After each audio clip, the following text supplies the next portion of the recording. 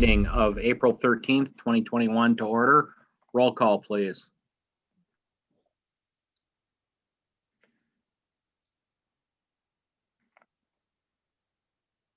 And we'd be starting with Commissioner Hanna. Here. Sullivan here. Grillo here. Lorik here. David here. Guzikowski here.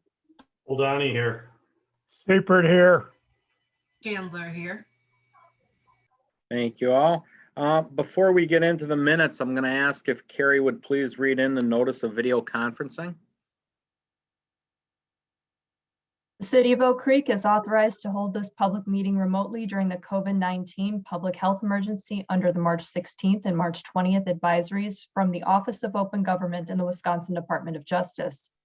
Per the advisories, this meeting being conducted via Zoom video conference with telephone conferencing capabilities was duly noticed per the City of Oak Creek Municipal Code and statutory notice requirements more than 24 hours in advance of the meeting.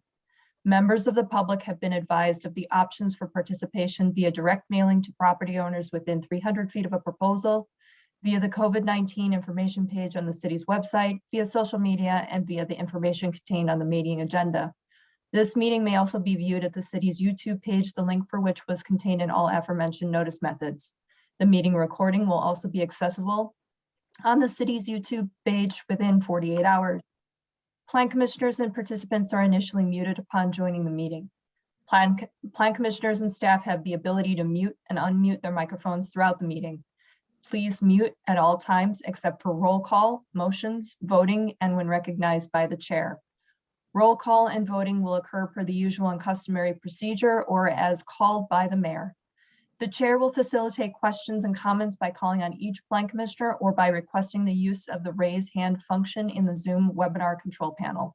Only speak once you have been recognized by the chair or moderator.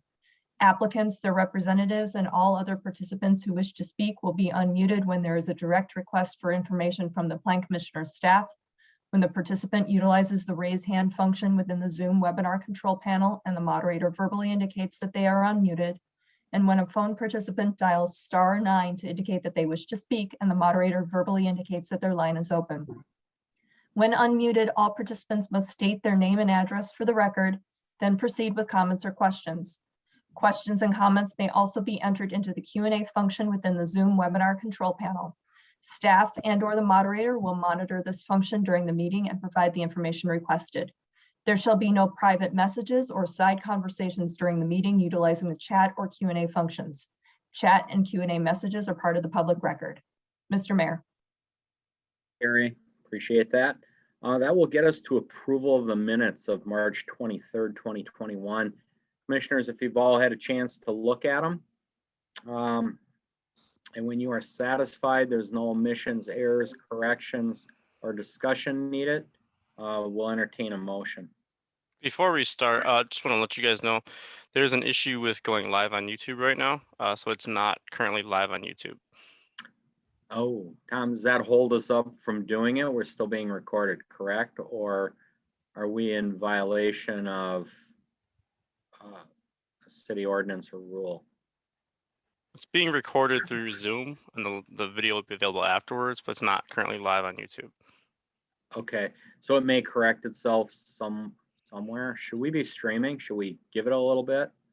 There's a recovery code for to log into the account, and it's set to go to a number that is not mine. It's one of the other IT people. So I'm trying to verify the account to log into it to let it stream. Okay. Yeah, so far we haven't really hit anything meaty, but under new business, we'll start to get to what people are actually interested in, possibly. But we will proceed on with the minutes. So again, as when you see fit for a motion, we'll entertain that. Seifert moves to approve the minutes of March 23rd, 2021. Guzikowski will second. Roll call starting with Commissioner Hanna. Aye. Sullivan, aye. Grillo, aye. Lorik, aye. Kavich, aye. Guzikowski, aye. Oldani, aye. Seifert, aye. Chandler, aye. Okay, thank you very much. That will get us to item 4, and that is the significant common council actions. Carrie, if you would. Council approved the following: an ordinance approving a conditional use permit for outdoor storage of materials crates at 10001 South Howell Avenue. Also approved an ordinance approving an amendment to the conditions and restrictions in ordinance 2910 for the planned unit development, adding the property at 9962 South 13th Street. Also approved a resolution approving a certified survey map submitted by F Street Development Group and the City of Oak Creek for the properties at 4200 East Lake Vista Boulevard and 4001 East Lake Vista Parkway. Mr. Mayor. Thank you, Carrie. I'm sure he will let us know when we start streaming, but we will forge ahead since legally we can.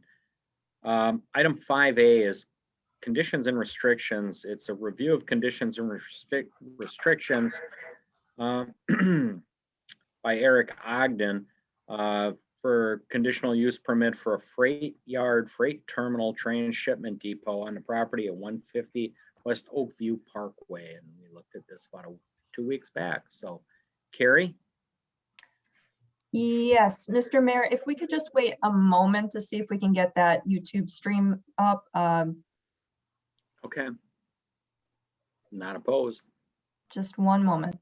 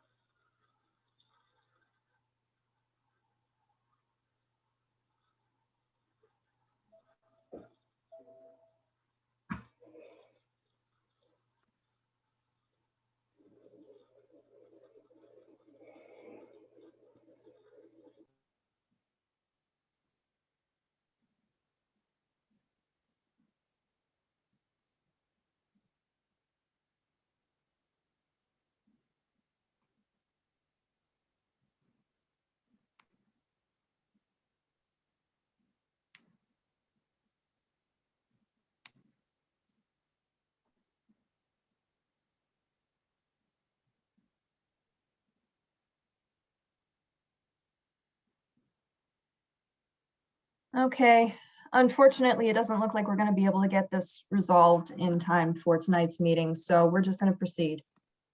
Okay, thank you, Okay. Carrie. Item 5A, if you'd bring us up to speed, Carrie. Sure.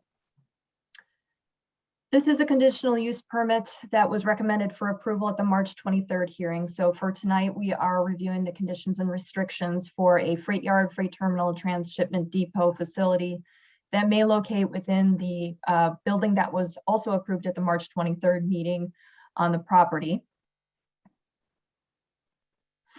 So potential uses for this property, to refresh everybody's memory, include the light industrial manufacturing warehouse and distribution uses that are allowed by the code. Although we don't have any tenants that have been announced so far, up to 4 tenants can be accommodated, and we have looked at the site and building plans that were approved for the facility back at the March 23rd meeting. And again, this will be for 24/7 operations.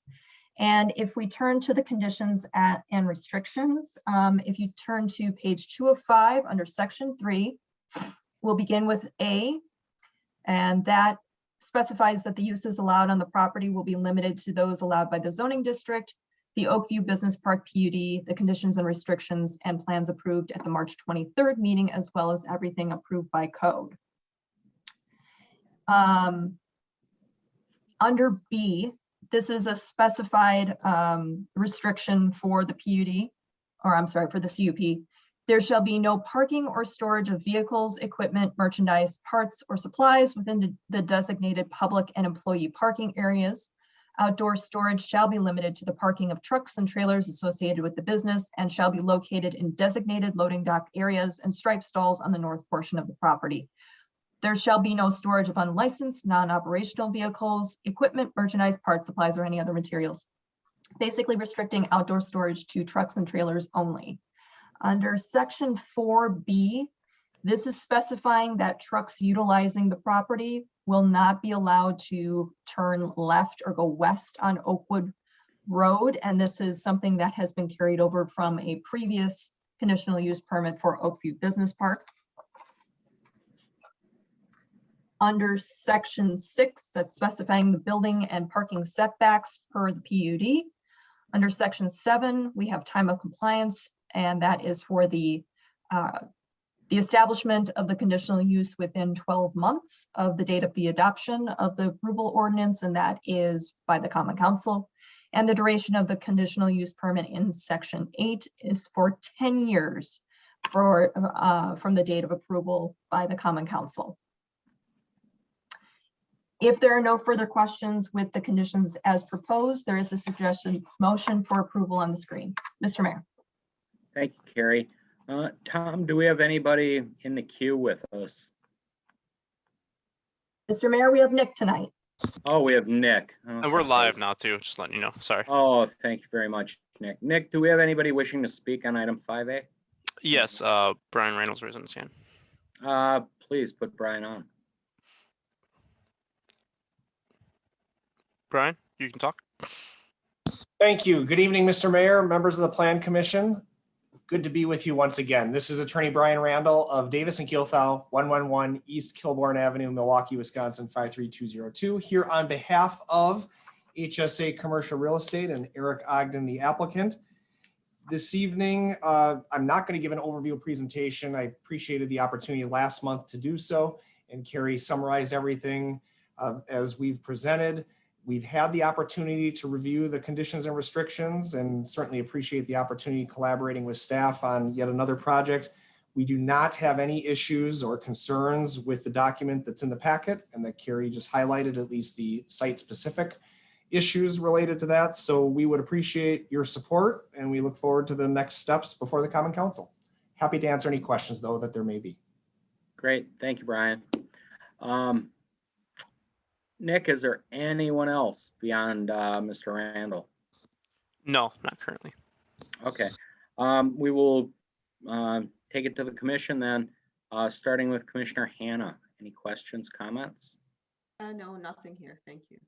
Okay, Commissioner Sullivan, I have nothing. Thank you. Commissioner Carrillo, Nothing for me. Alderman Lorik, No questions, thank you. Alderman Guzekowski, Nothing for me. Thank you. Commissioner O'Dani. Nothing, thank you. Okay, Commissioner Seipert No questions. and Commissioner Chandler. No questions. I have none myself either. Very well done by staff and appreciate the work with the client. So there's nothing further. We will take a motion on 5A.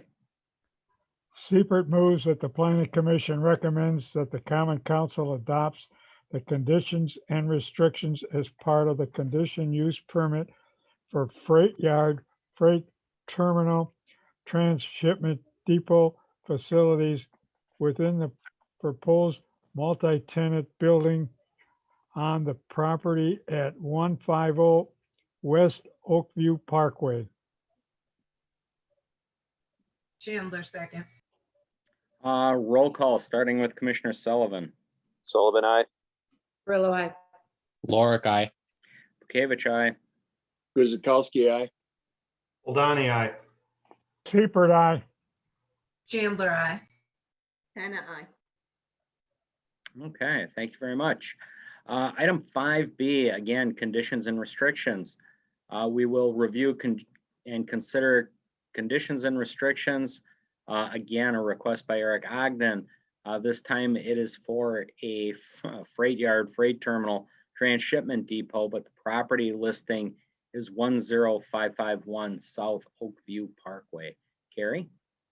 Thank you, Mr. Mayor. This again was reviewed and recommended for approval at the March 23rd meeting. Same request. The only difference is that site and building plans were not presented at the same evening's meeting for review. They are forthcoming. A few minor adjustments are being made to the site plan and the building plans for review at a future meeting. The potential users have not been announced at this point, but they are designing the building for up to 4 tenants that can be accommodated. Right now, they are showing 22 loading docks, potential drive-in doors, and 12 stalls between the docks, similar to what was shown at 150 West Oakvie Parkway. But again, these are currently in development and will be presented for Plan Commission review at a future date. So if we turn to the conditions and restrictions themselves, under Section 3, A and B are exactly the same as the conditions and restrictions for 150 West Oakview Parkway. Same with under Section 4B, that is the truck restriction for Oakwood Road. Building and parking setbacks are also the same per the PUD. If we go to Section 7, however, time of compliance, this is the standard language in code for 12 months to establish the. I'm gonna step away for about 3-4 minutes. I got something going on here. I'm all by myself. So I will step away from the meeting for just a couple minutes. Chris, if you would just take over until I return. Got it. Thank you. Okay, so time of compliance, the request is for up to 36 months to establish the conditional use, and that's recognizing that the site and building plans are still in development. The duration of the conditional use permit is still proposed to be 10 years from the date of approval. But if we talk about the time of compliance, 36 months is actually a bit longer than we normally see for these conditional use permit establishment timeframes. Typically, those longer timeframes are coming into play whenever there is a phased development. Staff is willing to suggest a compromise of perhaps maybe 24 months and have the language tied to site and building plan review, as well as issuance of building permits. Now, issuance of building permits is already kind of built into that time of compliance section, but we can wordsmith something, making sure that the conditional use permit is tied to the review and approval of site and building plans for the specific property as well. So that's a topic of consideration for the Plan Commission to discuss. And with that, there is a suggested motion for approval on the screen. Mr. Chairman. All righty. Thank you, Carrie. Let's start with the commissioners. Let's see, I think we started with Commissioner Hannah last. So Commissioner Sullivan, anything? I have no comments. Thank you. All righty. Commissioner Carrillo? Nothing for me. All righty. Alderman Lorick? No, thank you. I don't have any questions on this item. Okay. Oldani, Commissioner Oldani. No, I have no questions. All righty. Commissioner Seipert, No questions. and then Commissioner Chandler. I do have a question for Carrie in regards to the time of compliance. I know in the paperwork that we received, it shows 12 months. So is the recommendation to change it to 36 or 24? Is The request is for 36 months, and that is for Plan Commission consideration. Staff is recommending an alternative of 24 months and language that would tie this to the site and building plan review, as well as to the issuance of building permits. Again, that issuance of building permits language is currently within there. There would just be some minor tweaks to that language to recommend that there would be, again, that requirement for site and building plan approval by the Plan Commission before they can proceed to building permits. And then the building permit itself, the establishment of the conditional use would occur within, I think it's the 24 months from the date of issuance of a permit. Thank you, Carrie. And I also have a question for the applicant or the applicant's representative. Okay. So I just wanted to get a little more information on why there was a request to change this from what's noted there, the 12 months to 36 months. Thank you. Can you all hear me? I think I've been unmuted. Yes. Thank you again. This is Attorney Brian Randall of Davis and Keelthal, 111 East Kilbourne Avenue, Milwaukee, 53202, here on behalf of the applicant HSA Commercial Real Estate and Eric Ogden. And I'm happy to respond to that and appreciate the Plan Commission considering our request. So as Carrie explained from staff's perspective on typically sometimes these being phased developments and maybe having multiple buildings and multiple years needed for the construction, that in many respects is exactly what the situation is here. If the Plan Commission remembers, HSA a year ago had before you the approval for 102 West Oakvie Parkway, which is just to the east and right along Howell. Moments ago, we just had the 150 West Oakview Parkway, the next building that admittedly these are speculative buildings that HSA intends to build them and actively market them for the tenants and then fill the building with the tenant.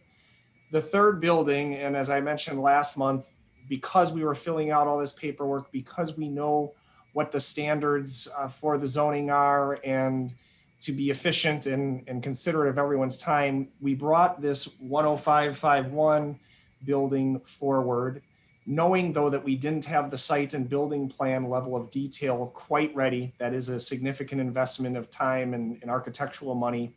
So we brought that forward at least for the conditional use, and all the other conditions and restrictions we have no issue with, but we would like to have a little bit more lead time. And the request we made was 36 months before any type of obligation for pulling a building permit would be required. We know we still need the site and building plan approval through this Plan Commission. And we appreciate, as Carrie has explained it, those are forthcoming, they're in the future. But the reality is they're probably a year in the future or so. Of course, if a tenant calls upon us and is ready to have us build the building, we'll do it immediately after we get your approval. But the reality of this one is it's the third phase of a third major investment that HSA is making in the Oakview Business Park and yet again in the city.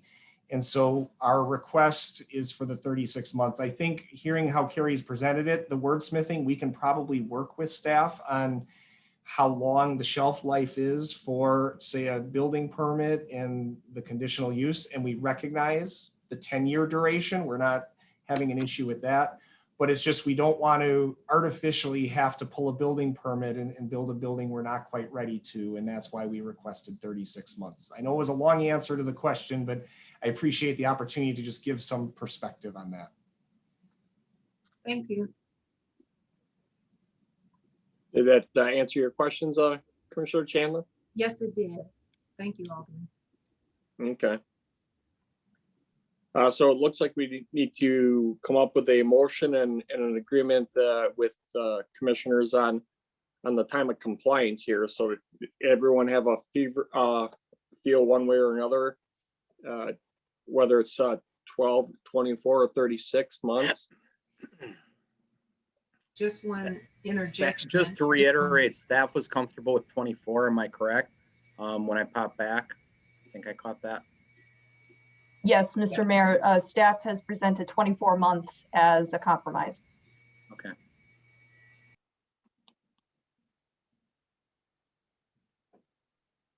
Any comments regarding 24 months?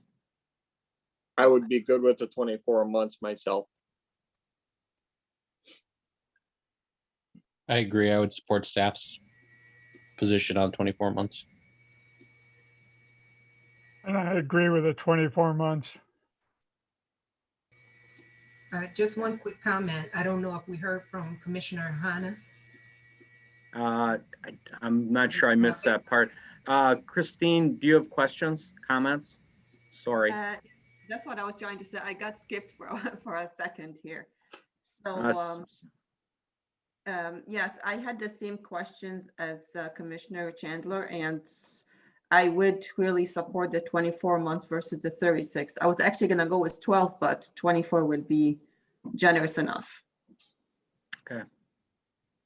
Okay. Chris, thank you for taking over the joys of and the difficulties of doing Zoom out of your home, I guess, sometimes. Yes, sir. Unforeseen circumstance. Yeah, I myself, I would support staff at 24 as well. Mr. Mayor, and there was a question about length of building permits. Yes. What their valid time period is. Building permits are generally effective for 2 years. Now, there may be some caveats to that, but what we would probably recommend here is that site and building plans be submitted for review and approval by the Plan Commission prior to submission of building permit applications. And as far as issuance of a permit is concerned, the issuance of a permit would be within 24 months from the date of adoption. So once that building permit is issued, Then the it would be clock's valid for ticking. 2 years. Okay. So they can actually buy a little time on the front end by not getting them right away, so to speak. Essentially, they'd have a little bit more time to get those plans in order before submitting for building permits. And they can submit for building permits almost immediately after getting Plan Commission approval, as long as they meet the conditions of those Plan Commission approvals. So the 24 months is still getting them to where they need to be in terms of Plan Commission approvals and issuance of building permit. And then again, construction can last for 2 years, or that building permit can be valid for up to 2 years. Now we can confirm that, but that's generally the time frame that building permits are valid. Right. And, I know it's been taking a little longer at the state, and I know Assistant Chief Havey's with us as far as fire plans go. Is it getting better on that end, getting fire plans approved?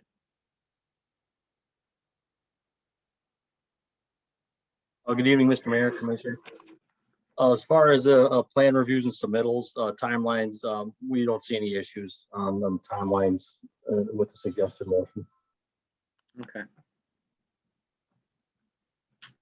Okay. I think Chris had put this up for motion, and unless there's further discussion, I don't mean to cut anybody off. Just a quick question, Mayor. Yes. Do we want to ask if any of the residents have any questions?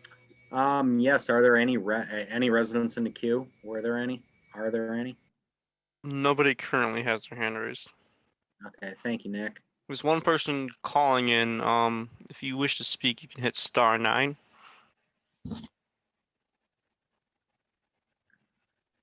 Doesn't seem like it. Okay. Okay. With that, we'll look for a motion. Guzikowski makes a motion that the Plan Commission recommends that the Common Council adopts conditions and restrictions as a part of a conditional use permit for a freight yard, freight terminal, transshipment depot facilities within the proposed multi-tenant building on the property at 10551 South Oakview Parkway. Carrie, do I need to add in the time of compliance of 24 months? No, it will be reflected as the discussion has progressed. So for Common Council approval, that language will be wordsmithed for 24 months. Okay, then that's my motion. Seifert seconds. Okay. Roll call, starting with Commissioner Carrillo. Carrillo, aye. Lorik, aye. Kavich, aye. Guzikowski, aye. Bonnie, aye.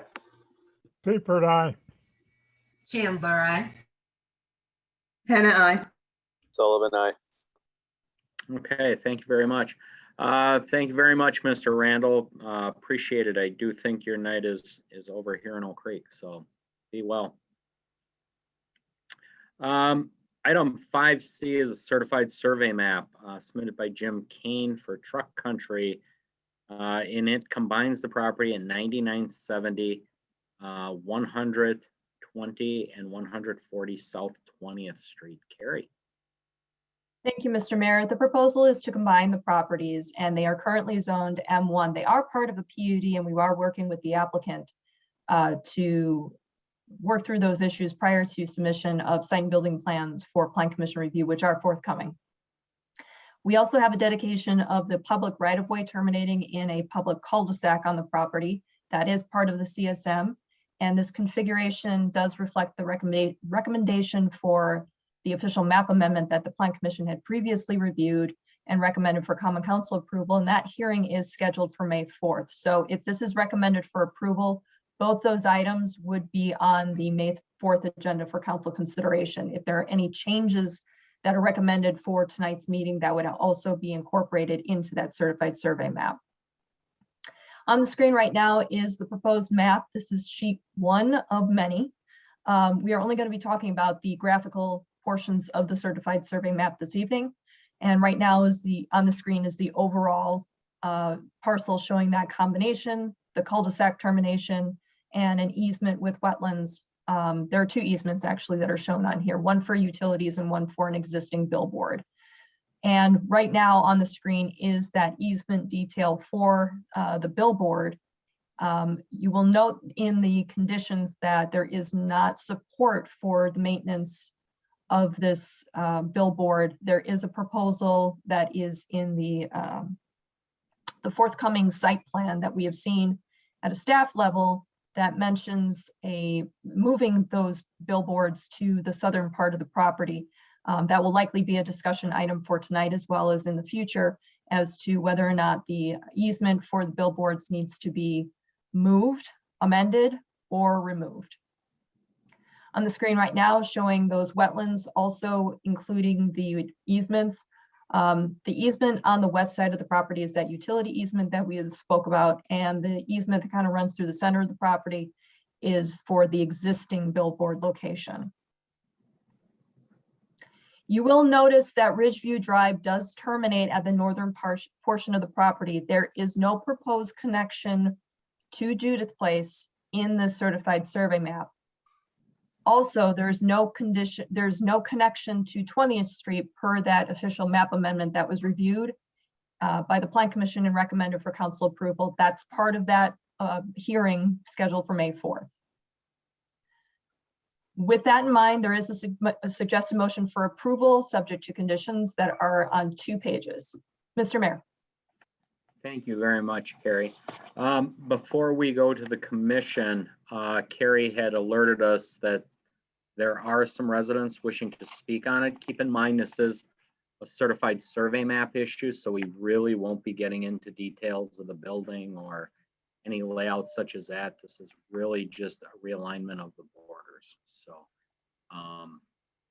Nick, if anybody resident would like to speak, please put them through. Currently no hand. Oh, okay. There's 3 hands raised. We'll start with Brian real quick. Okay. Here comes one. Brian. Oh, Brian, this is yours. And I dismissed you for the night, Brian. I jumped the gun. You can't get rid of me that easily, Mr. Mayor. Thank you. This is Attorney Brian Randall, 3rd time again. Thankfully, MATC is on the agenda, so I didn't monopolize everything this evening. But I'm still an attorney with Davis and Keelthau. I'm still at 111 East Kilbourne Avenue, Milwaukee, 53202. But this time I'm appearing on behalf of Truck Country, the owner of the site and applicant. I guess I put my hand up faster than Chris Johns of Epstein Ewan, but our architect is also on and registered as a speaker. And I believe Jim Kane from Truck Country is also registered and on. Briefly, this is a multi-step project and a multi-step approval process. And I appreciate how Carrie explained where we are in the process. And yes, the official map amendment was before this body before and still has to go to the Common Council. But the certified survey map is a very important step, even if, as you said, Mr. Mayor, it's not necessarily related to the building or the site development. It's an important step because it combines the 3 separate parcels that exist right now and make it a developable parcel to address setbacks and property ownership and things of that nature. But even more important, the various dedications to the public and the commitments that we're showing that are on that CSM. which means that the cul-de-sac will be built and made permanent. And frankly, we're absorbing that on the property we own and then dedicating that to the city. As well as Carrie pointed out, we are not proposing any type of connections, any access to the neighbors to the south or looping through that would affect other property owners to the north. So there's no 20th Street connection. There's no Judith Place connection. Frankly, all those references on there are existing conditions that the city staff had us put on there, but we do not, there it is. We do not propose to have access to Judith Place. And when we are able to show our site plan, everyone will see that there's substantial landscaping in that area and there is no access point to what Truck Country proposes. On that point, I think having heard that there are a number of neighbors on and remembering the discussion with Alderman Guzikowski, I think it might be beneficial for everyone if we coordinated through the alderman to have a public neighborhood meeting of some sort, whether it's virtual or on in person somehow, some way. As I mentioned, we have multiple steps in this process and we're very proud of the planning we've done and we know it has to be done carefully, but we certainly are willing to make sure everyone has an opportunity to ask their questions, have our answers, and we have that benefit. So I think Mr. Mayor and through Alderman Guzikowski, we have several weeks here where we're still going through the process and we will certainly make that effort through him if that would be amenable to everyone else. Having said that, the one issue that we'd like to address tonight, and again, I may defer to Chris Johns or others if there are other details, but it does relate to the billboard. And that is shown on the screen right now. And once again, the CSM shows an existing condition. So Truck Country bought this property, which is vacant. It has a billboard on it right now. I think it's a Clear Channel billboard. And my client, Jim Kane, shared with me the title information they have from when they bought it. And it's a packet, 50, 60 pages, some very old documents. I am working through those right now with a colleague. The challenge we have is that's a contract. It's an easement. It's a contractual and legal right that the billboard owner has to place that on the property we now own. We didn't agree to it back in the day, but it's something that we bought that encumbers our property. For those lawyers out there, the bundle of sticks is what the property law professors talk about. And it's one stick we don't have, the full unfettered right to use our eastern property line because this easement burdens that. So in a way, we are united in interest with staff. We'd like to find a way to eliminate or at the very least relocate the billboard, but we're not able to do that right now because it's a contract that's binding on us. And so we are going to work through that. And our site plan will show what our intent is. At the very least, we want to relocate it so that we can maximize the development potential of this site, which in turn maximizes the taxable value for the city.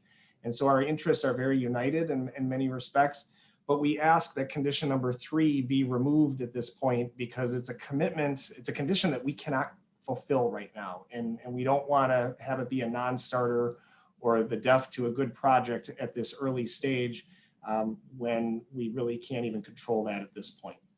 We'd be happy to answer questions, but that's the story behind the billboard. We're working on it. But if this is a condition that we have to fulfill, it's a project that can't move forward because we don't have control until we really review that contract and see if there's a way that we can work around it. Thank you, Mr. Mayor. Thank you, Brian. Nick, who do we have next? Mary Lavin. Okay, Mary, welcome. Okay, Mary, you can talk. You can unmute yourself. So, Mary Lavin, 10126 South Judith Place, Oak Creek, Wisconsin. Just wanted to comment on, I think it would be a very good idea to have some type of get together between the Truck Country, their developers, and the neighborhood of Judith Place. Also, I just wanted to say that after tonight's meeting, these three lots turning into one lot. It's a large piece of property. Just want to remind them that the south side is the only side that's residential. It would be nice if there would be some type of a buffer because it seems like there's going to be quite a bit of noise and lights. Truck Country actually operates 7 days a week, 5 of those days until midnight at night. That's a little concerning. And just want to make sure that they take into consideration that light industrial and residential should stay separate.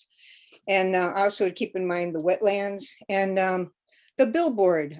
They actually used to access and maintain the billboard at the end of Judith Place, but once they put in Ridgeview Drive on the north end, they've been coming in and maintaining that billboard from the other direction because it's shorter.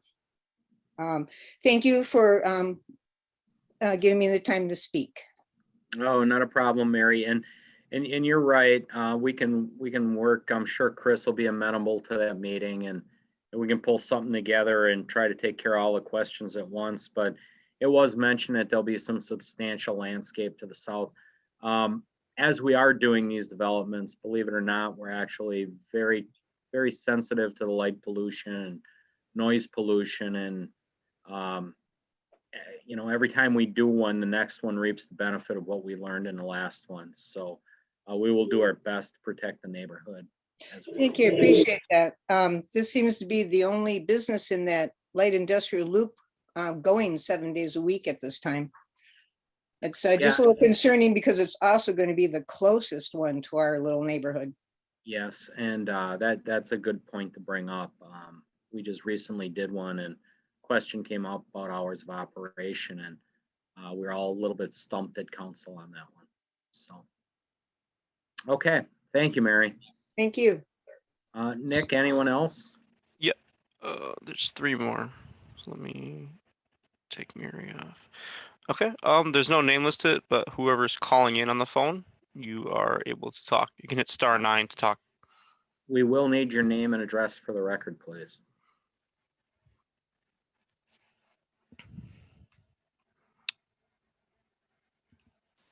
Hello? Yes. Hello? Yes. Hi. My name is Bob Tupper. You hearing me? Yes, got you, Bob. Oh, okay. I live at 10218 South Judith Place, and I've been listening to the meeting, and I don't have a problem with Truck Country building a property north of our little neighborhood here. But I do agree with Mary that there probably would be a good idea to have a meeting between all the parties involved so we could, you know, air out everything. But my big concern is, obviously, I did hear that there won't be any attachment from Judith Place to the property. It'll remain a dead-end street, but it would be nice to have some kind of noise barrier or light barrier for the residents down our street here.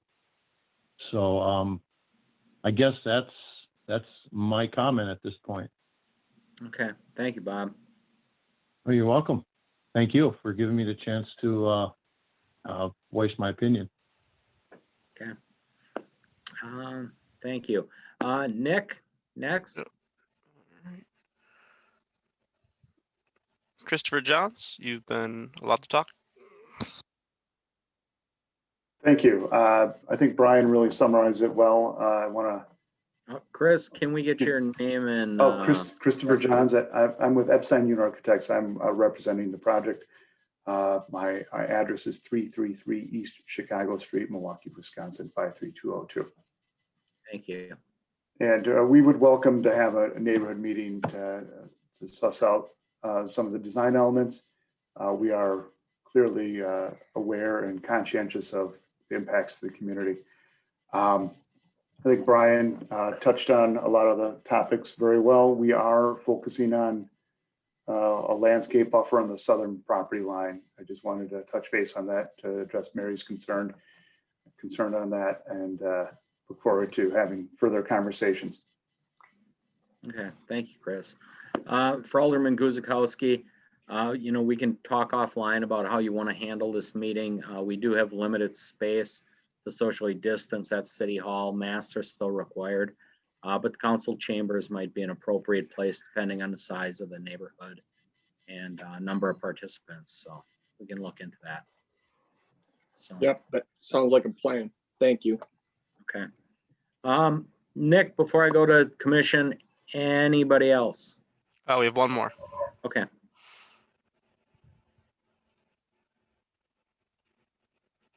Kaylee, you're allowed to talk.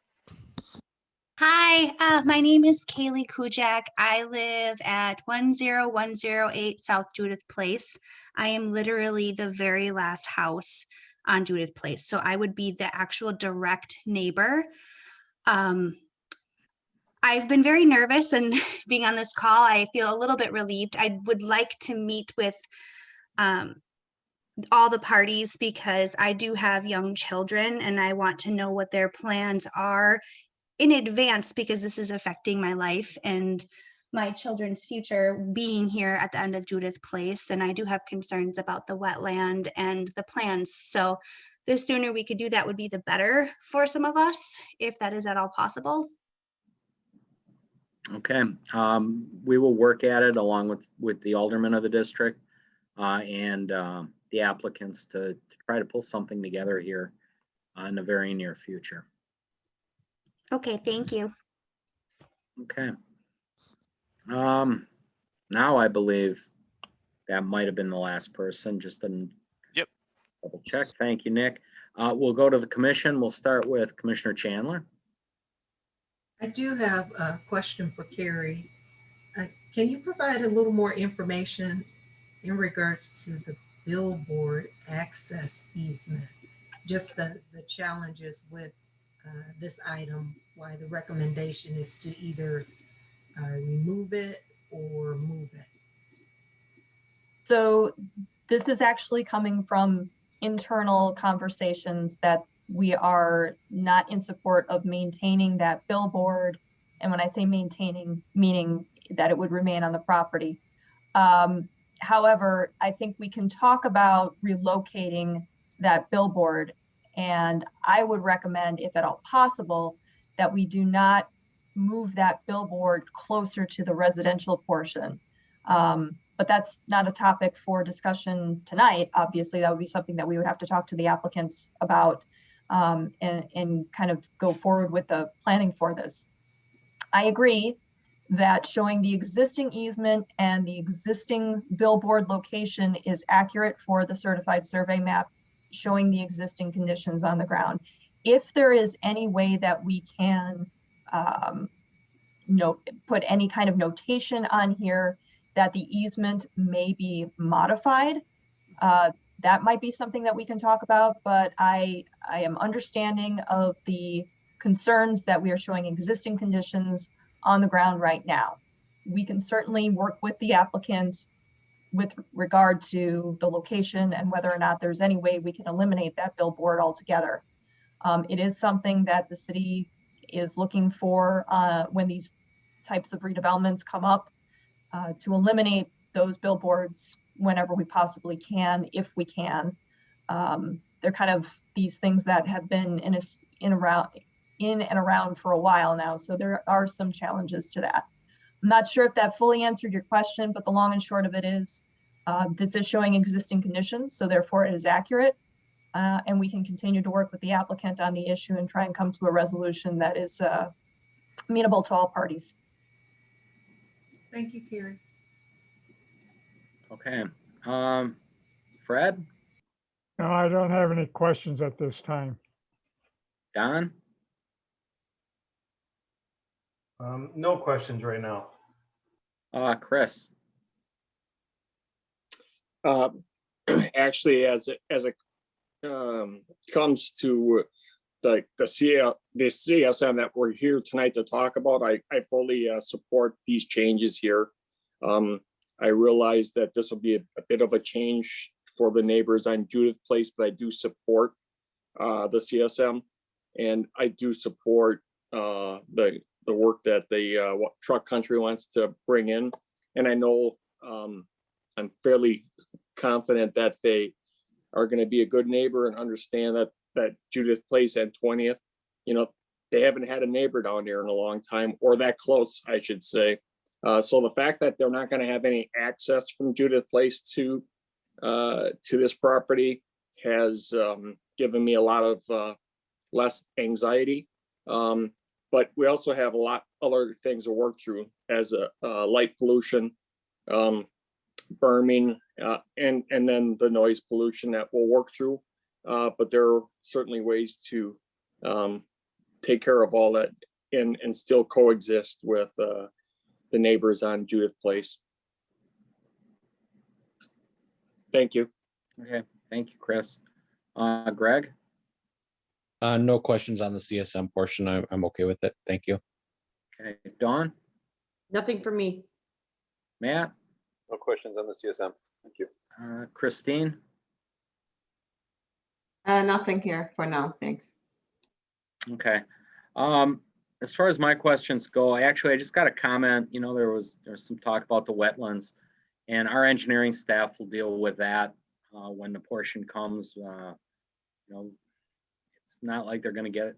I shouldn't say that. And sometimes wetlands can be relocated or eliminated. Matt, if you have any comments, if I'm getting it wrong, but that will be addressed. Engineering always takes care of that as well as the stormwater plan going forward. So right now, it's just important to note it on the map. Carrie, in condition 3, I guess this is my question. I agree with everything that's been said, and I know it's kind of a work in progress. Do we make a note that if we leave it in, that the billboard access easement is not approved and may possibly be eliminated or relocated? Or do we just strike 3 altogether? What if, you know, the applicant Brian mentioned taking 3 out altogether? What does that do for us? I don't want to put staff in a funny position. I think that eliminating that condition I think that's okay. And we can certainly work through the issues prior to proceeding with additional reviews by the Plan Commission. It is something that staff is very concerned about. There has been mentioned that it is not supported. So if there's any way that we can eliminate that, that's preference number 1. And obviously preference number 2 would be talking about relocating it to an appropriate location on the property.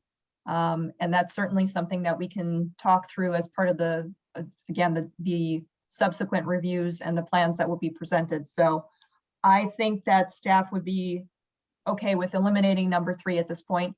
It is showing the existing conditions on the CSM, and I think we get into a muddy situation actually if we start trying to wordsmith something that would say may or could be relocated or terminated.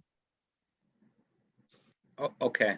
Yeah, I just don't want to cause a problem for anybody because as Mr. Randall had stated, you know, the McCoy Group bought the land, but it came with it. They don't actually control that contract. So it's kind of a different thing, like when we had cell towers or cell units on water towers and things of that nature when it came time to move things. So I understand there's some complications and they don't control those contracts. I think that's what Mr. Randall said. So I don't want to complicate it from anybody's point of view. Exactly. It is a complicated issue or a challenging issue that will probably require more conversation before we can get a resolution. Rather than trying to hammer it out right now, I think we should just eliminate that condition and proceed with going as presented with the CSM, and staff will continue to work with the applicant on this issue. So hopefully we'll get to a resolution, or at least on our way to a resolution before we come back to the Plan Commission with the next review.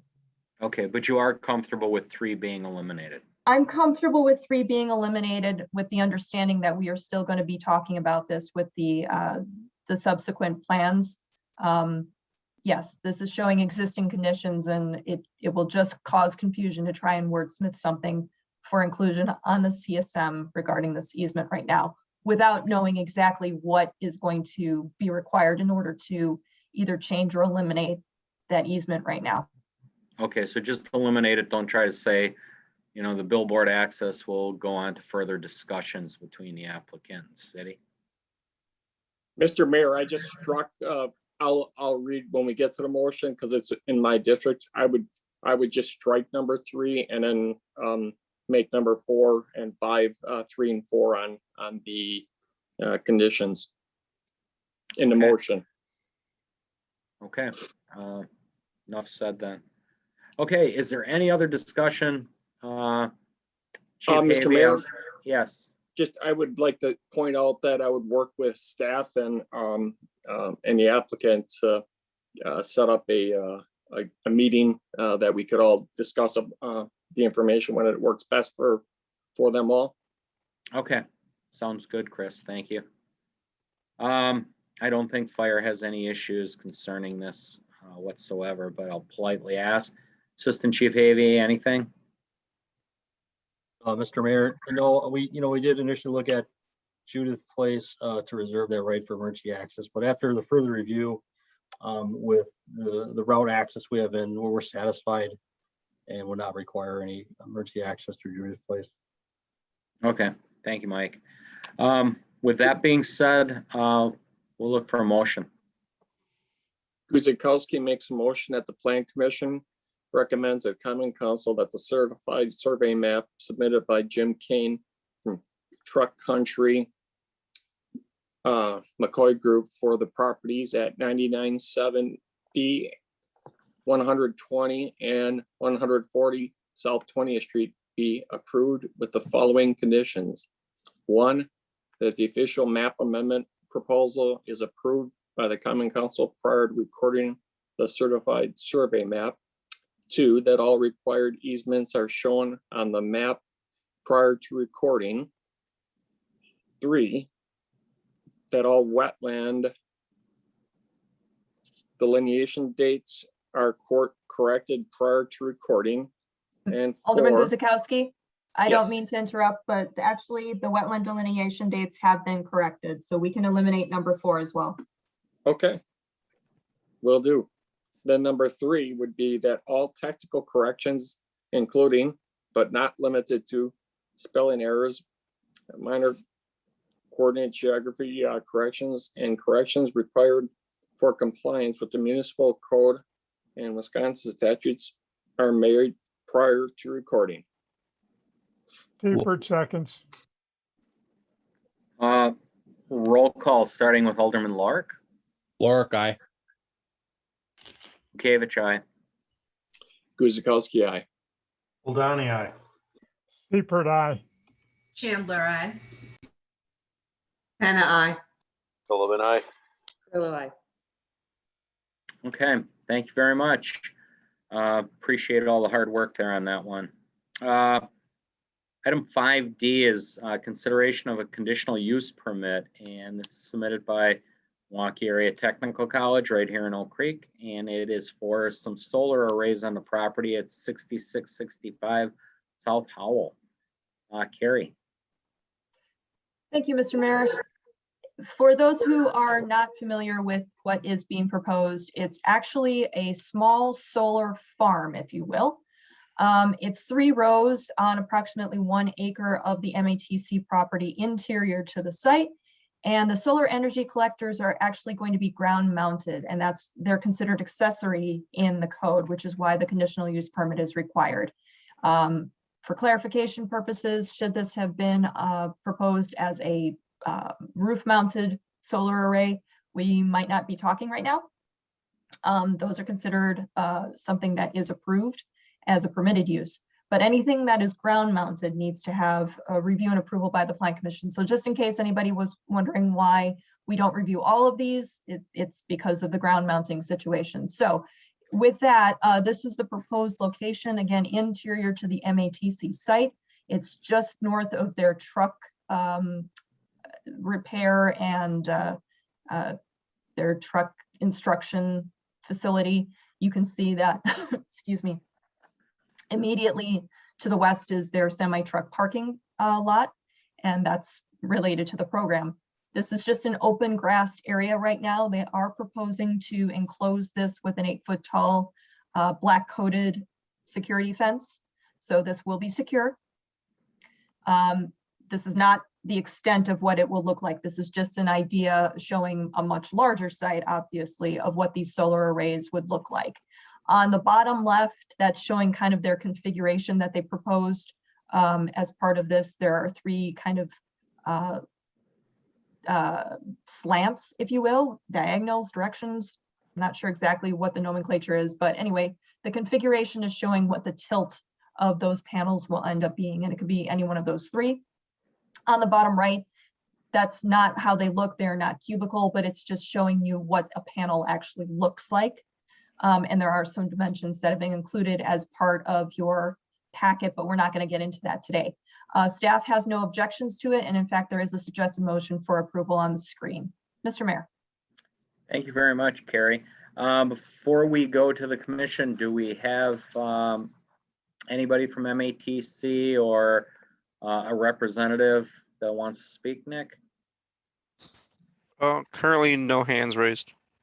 Oh, okay. Then we will go right to the commission and we'll start with Christine. I have no question. It looks good, actually, so no question, thank you. No question, thank you. Okay. Matt? Nothing, thank you. Okay, Dawn? No, nothing for me. Greg? No questions, thank you. Chris? Nothing for me either. Don? No questions. Fred? No questions. Chauncey? I do have a question for the applicant. Is there someone online that we can speak to? Yes, we do have a hand raised. Wonderful. Awesome. So my question is, for these solar energy collectors, are these being put up solely for energy purposes or for the studies of the students? So, I'm sorry.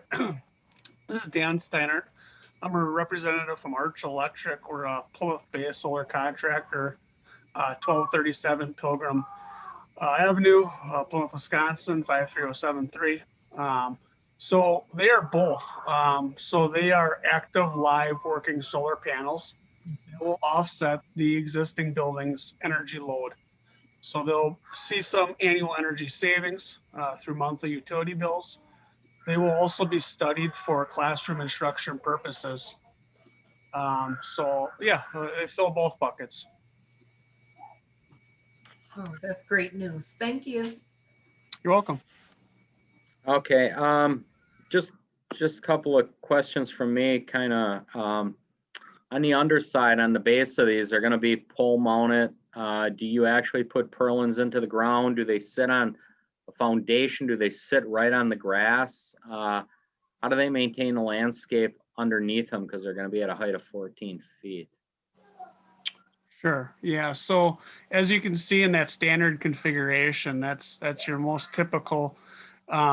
Basically, what we do is we drive a C channel that's about approximately 14 feet. We drive it 8 feet into the ground and have a reveal height of that C channel about 6 feet. From there, you put a cross member on to a tilt angle of around 25 degrees. These are fixed tilt systems, so they don't move, they don't track the sun or anything. They face south all the time. The panels are mounted on that purlin with a bolt configuration. And the top side of the panel can get around at about close to 14 feet. The lower edge should maintain a 3-foot clearance off the ground. They will be filling the area with some rocks in there to allow some type of reflectivity for the backside gain, because these are bifacial panels. It's kind of part of the studying that they're doing. It's a Solar for Schools program. Okay, so it'll be up to MATC to maintain. I guess there'll be lawn under there. There'll be like a white gravel rock. Oh, like TV. Yeah, for Graphic reflectivity purposes. Okay. Yeah, I guess that's about it for my questions. So I was just curious, a little bit of educational for me. Sure, no problem. Okay. Are there any other questions or comments going forward?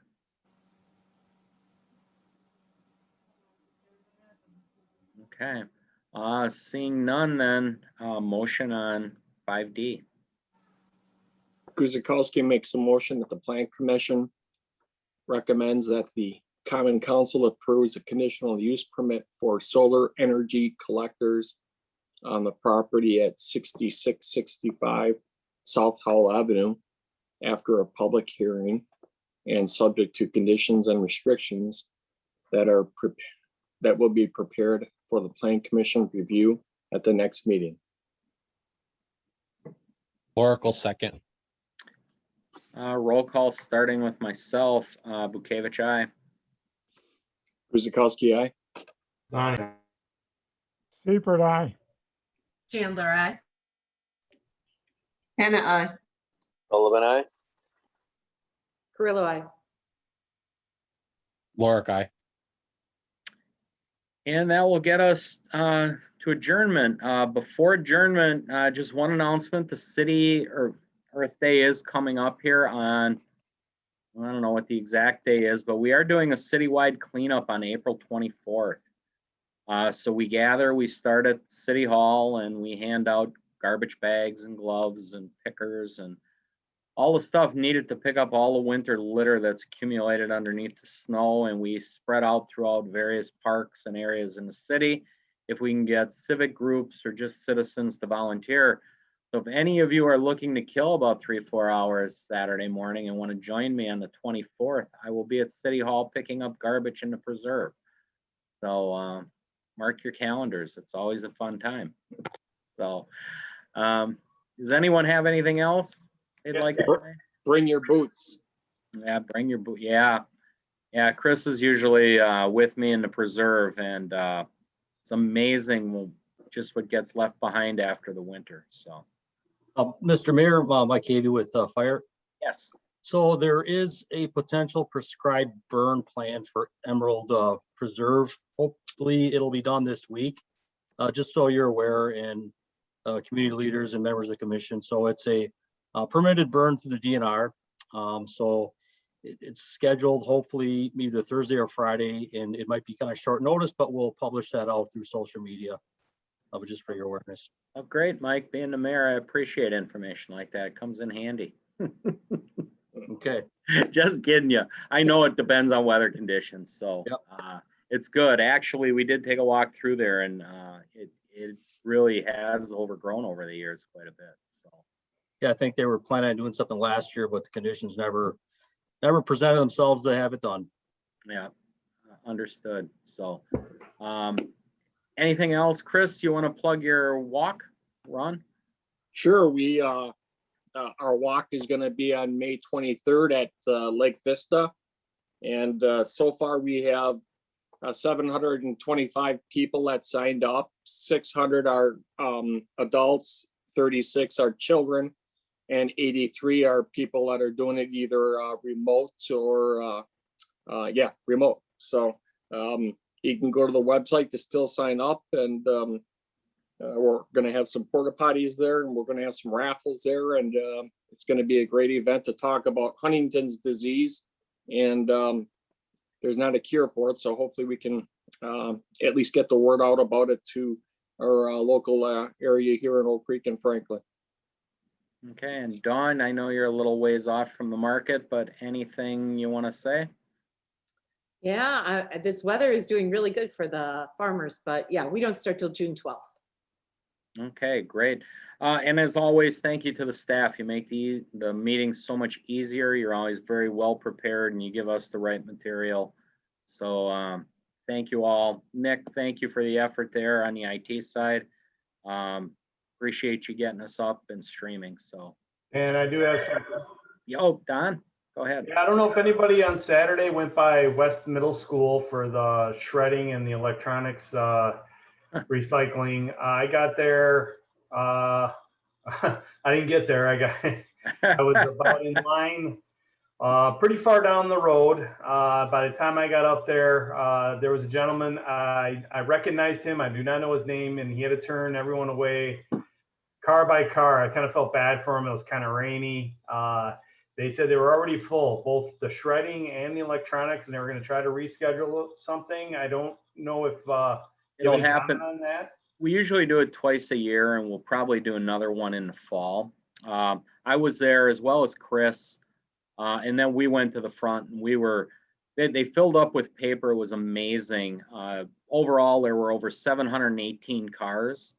Going forward, we've had some input from the people that worked it. I had one gentleman from Delafield who drove in, wasn't very happy. We had to turn him away. Kind of a funny story connected with that, but this ain't the place for it. But again, we'll probably start to limit it to residents because there were a lot of residents that didn't get the opportunity because other people came and used the service of the city, and there is a cost associated with the city to it. So Was that you?